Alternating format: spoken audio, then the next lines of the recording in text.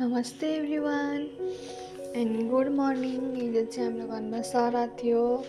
दसैँको बेलामा नि सराद पर्छ भन्ने सोच्नु होला, पर्छ किनकि हाम्रो हजुरआमा खस्नु भएको थियो कि मेरो हजुरआमा ठ्याक्कै दसैँको सेकेन्ड दिनमा। अनि त्यही भएर हामीले जहिले पनि दसैँको सेकेन्ड दिनमा सराद पर्छ। यहाँनिर चाहिँ मैले अचार बनाउनको लागि काँक्रा काट्दैछु किनकि मटर अनि आलु काँक्रोको अचार बनाइन्छ कि प्रायः सरादमा। अनि त्यही भएर म चाहिँ काँक्रा काटिरहेको छु। पुरा मिला मलाई आउँदैन थियो क्या धेरै, अनि आमाले सिकाइदिनु भयो अनि गर्न थालेको। अनि अचार लदबद होस् भनेर चाहिँ आधी काटेको काँक्रा आधी यसरी कोरेसामा कोरेर बनाएको थियौँ कि हामीले। यस्तो बनायो भने अझै अचार लदबद हुन्छ नि त, मिठो खालको। त्यही भएर कोरेसामा पनि कोर्यौँ एक दुईवटा चाहिँ काट्यौँ। अनि त्यही काँक्रोहरूमा काटेको काँक्रो र कोरेको काँक्रोमा हाल्नको लागि आलु पनि उसिनेको थियौँ। अनि आलु पनि तास्दैछु म। यतिखेर चाहिँ बिहान थियो क्या, अलिक ढिलो नै गराएको थियौँ हामीले सराद 10 बजीतिर। अलिक म्यानेज गर्न टाइम लाग्छ नि त, अनि त्यही भएर अनि आलु पनि तातो अनि त्यो छोपमा अघि काटेको र कोरेको काँक्रा हालेको। अनि आमाले त्यहाँनिर चाहिँ सब्जीहरू केलाउँदै हुनुहुन्छ, हाम्रो आमाको देउरा नि। अनि त्यस पछाडि चाहिँ अचारमा हालेर राखेको थियो खोर्सानीहरू हो अचारको लागि। अनि हाम्रो मामुले मिठो बनाएर पकाउनु भएको खिर पनि पकाउनु पर्छ नि त। अनि त्यस पछाडि चाहिँ मामुले रोटी पकाउँदै हुनुहुन्छ, म चाहिँ हेरिरहेको थिएँ, मलाई आउँदैन। अनि मामुलाई अलिक सन्चो छैन नि त, अनि अलिक उदास देखिनु भएको छ। आहा, राम्री मामुले पकाएको राम्रा रोटी। अनि यो चाहिँ पायस पकाएको भन्दो रहेछ, पिण्ड दिनको लागि होला सायद, मलाई त्यति धेरै चाहिँ थाहा छैन यसको बारेमा, सायद त्यही होला। अनि त्यही अचारमा हाल्नलाई अघि काटेको खोर्सानी र मटर फ्राई गर्दै हुन्छ आमाले। म चाहिँ भिडियो बनाउनु मात्र हो कि होइन, मैले कति धेरै काम पनि गरेको छु। अनि यस्तो भयो, फ्राई गरेपछि अब यो अचारमा हाल्ने।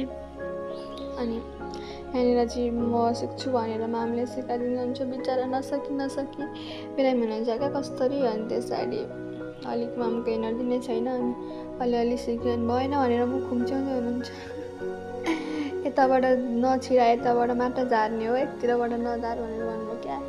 मलाई आउँदैन नि त, मेरो ढङ्गै छैन, त्यही भएर। अनि अब फर्काइदिँदै हुनुहुन्छ त्यो रोटी, किनकि हाल्ने बित्तिकै ढोडिहाल्दो रहेछ क्या। मलाई चाहिँ केही थाहा छैन, बिस्तारै सिक्दैछु अलि। त्यही पनि मामा अझै भएन यसले पकाएको भएन भनेर भन्दै हुन्थ्यो। सबै कुरा सिक्नुपर्छ है, तैँले भएन ठुली भइसकिस् भनेर भन्दै हुन्थ्यो। अनि हेर्नु गाई चाहिँ यस्तो हो के भन्नु म, यस्तो त हो रोटी। अनि कहिले गरी खाने, कहिले सिक्ने। अनि आमाले सब्जीको लागि आलु तास्दै हुनुहुन्छ। त्यसरी यत्रो सरादमा त खान पाइँदैन नि त केही पनि। अनि हामी चाहिँ घर बाहिर गएर चाउचाउ ल्याएर खाएको कि, किन घरभित्र केही पनि लगेर खान पाइँदैन सराद नसकिन्जेलसम्म।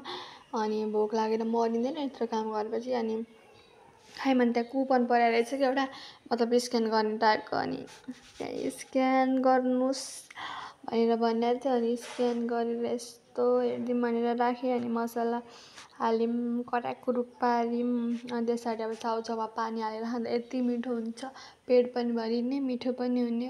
Wow, just wow.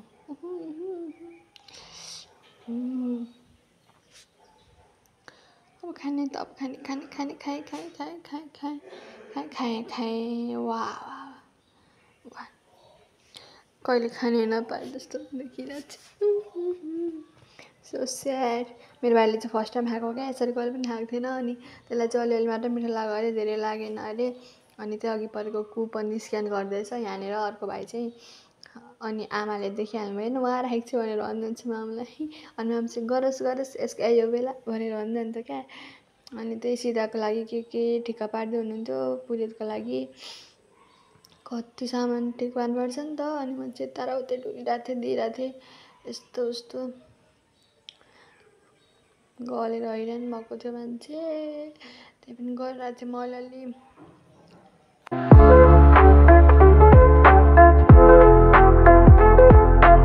अनि यहाँनिर चाहिँ दुईवटा अचार बनाउनु पऱ्यो किनकि हाम्रो हजुरबा आलु हालेर खानु हुँदैन नि त।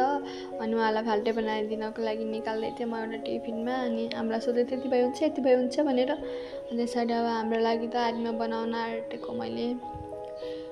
सब मैले अचार चाहिँ मैले आफै बनाएको सुरुदेखि काटकुट गरेर लास्टसम्म मोलमाल पारेर चाहना पनि सुन मैले पनि चाहेको श्राद्ध सकेपछि किनकि श्राद्ध अगाडि चाहना हुँदैन अनि यस्तो भएको त यहाँ हेर्दा नराम्रो भयो नि होइन यस्तो मिठो भएको थियो नि अचार त वाह मिठो चाहिँ एकदम पुरै वाह अनि फाइनली अचार चाहिँ यस्तो भएको थियो यस्तो पछाडि अनि 2टा सब्जी चाहियो एउटा चाहिँ साग केलान भयो अघि एउटा बोडी र इस्कुस साग काटेपछि ल भयो पुस्नु त मैले पऱ्यो काम बिगार्ने अरू काम सुधार्ने म सो यहाँनिर चाहिँ धुप पाल्नको लागि त्यो कोइला बनाउनु पर्छ नि त अनि कोइला बनाउनको लागि अब यहाँ यस्तो चुलो त हुँदैन त्यही भएर त्यस्तैमा गर्नु यहाँ चाहिँ हाम्रो पण्डितजी हाम्रो दादा हाम्रो आफन्ती गर्नुहुन्छ अनि बाबा गर्दै हुन्छ के गर्नुभएको त मलाई थाहा हुँदैन अनि बाहिर पानी परिरहेको थियो त्यही पनि यो खेल्न जान आँटिरहेको थियो यसलाई बाल मतलबै थिएन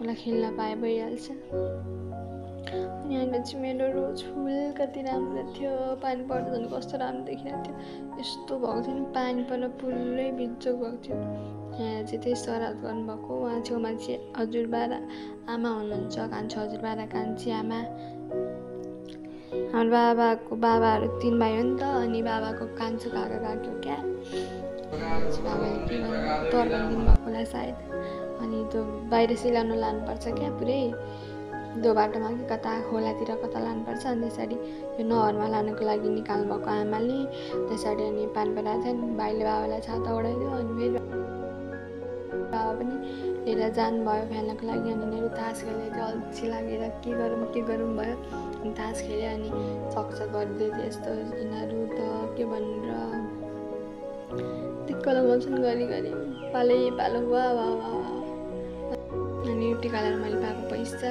धेरै त पाइँदैन गाई चाहिँ चाहिँ गाई र कुकुरको लागि भाग छुट्याइदिएको अनि पितृ प्रसाद खानुपर्छ अरे अनि डबरीमै खानुहुन्छ बाबा र मामुले चाहिँ यो दिन अनि हजुरबा गुरुहरूलाई हामी खान दिएको अनि त्यसरी खाना खाइस अनि अहिले पनि खायौँ खाइसकेपछि यत्रो धेरै भण्डारा थियो 100 गरेर अलि पहिलाको जस्तै बनायौँ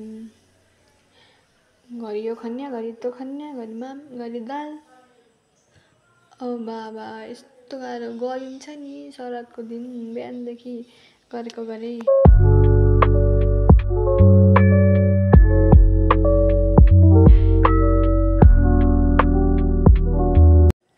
अनि यहाँ चाहिँ हाम्रो काकीले भाँडा माझ्न सघाउनु भयो अलिक ढिला हुनुभएको छ काकी बल्छी किनकि बुइनी बिरामी छ